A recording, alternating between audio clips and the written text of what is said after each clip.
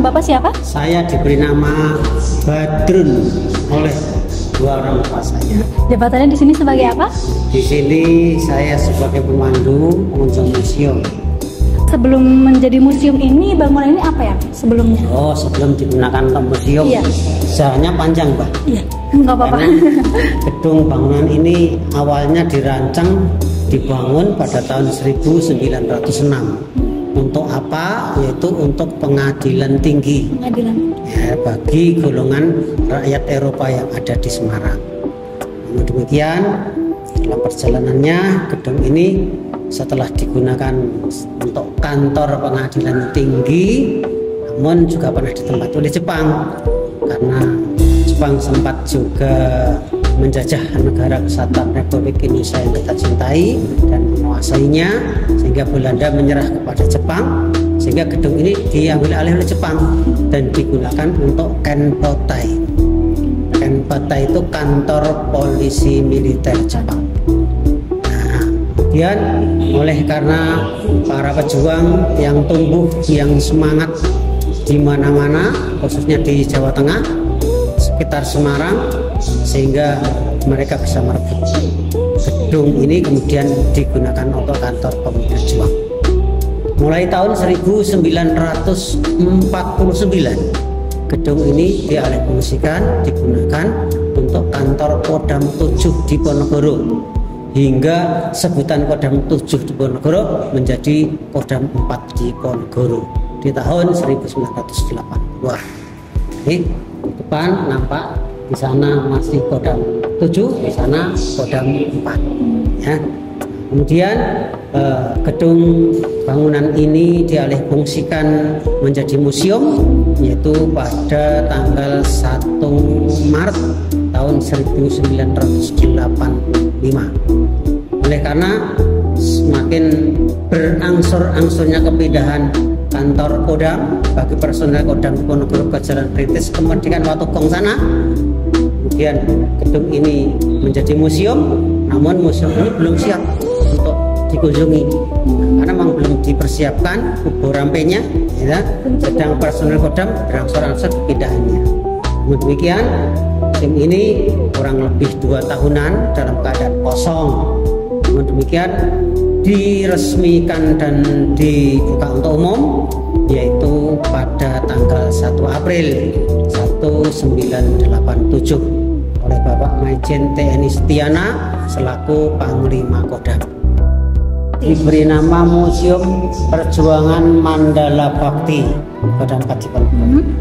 Jadi diambil nama Museum Mandala Bakti Perjuangan di Ponorogo itu Mandala yang berarti tempat.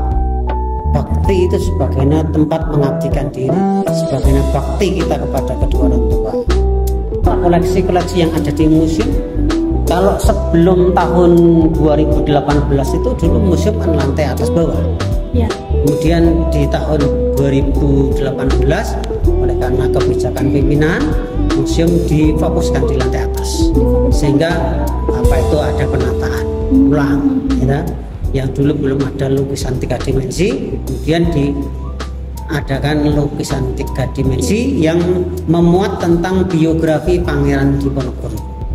Sana itu adalah lukisan Gunung Merapi, di mana Gunung Merapi itu ada di Pulau Jawa letaknya, yang sebagian wilayahnya mengikuti wilayah Yogyakarta.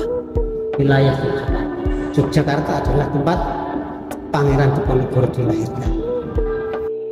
Ini lukisan si Galdi mungkin yang masih dalam gendongan ibunya. Ini adalah lukisan yang menggambarkan tentang suasana sukacita ketika Pangeran Diponegoro lahir.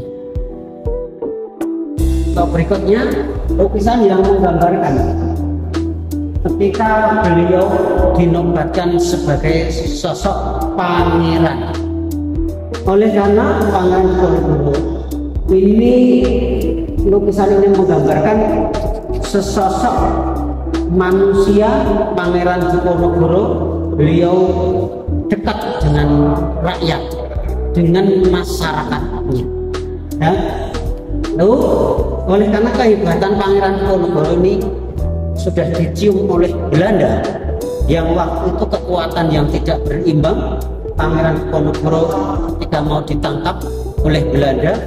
Lalu Pangeran Diponegoro ini beserta bala prajurit-prajuritnya melarikan diri ke arah barat, meninggalkan rumah pendopo yang buyutnya yang ada di Tegal.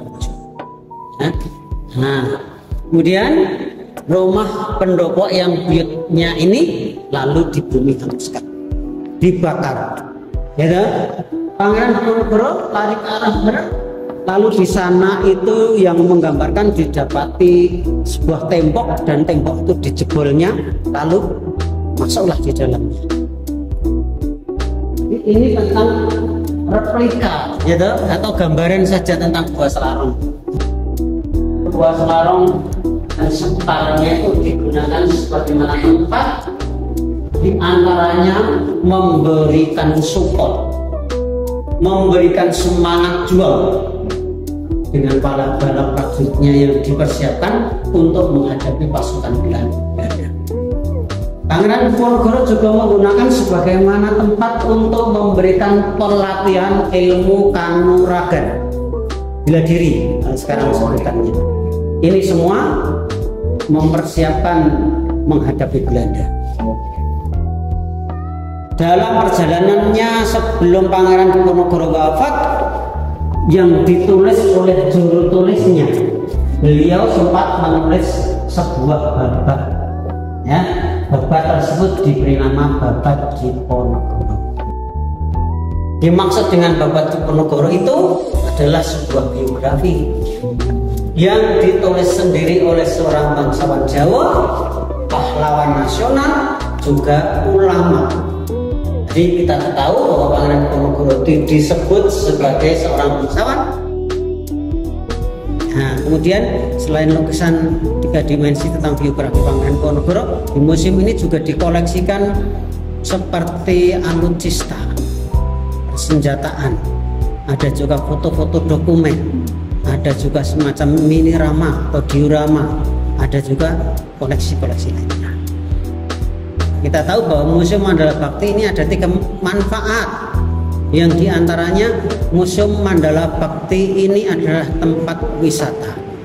Museum Mandala Bhakti juga tempat penelitian. Museum Mandala Bhakti juga tempat edukasi. Jadi para pengunjung museum sedikit atau banyak setelah berkunjung akan bertambah ilmu pengetahuannya.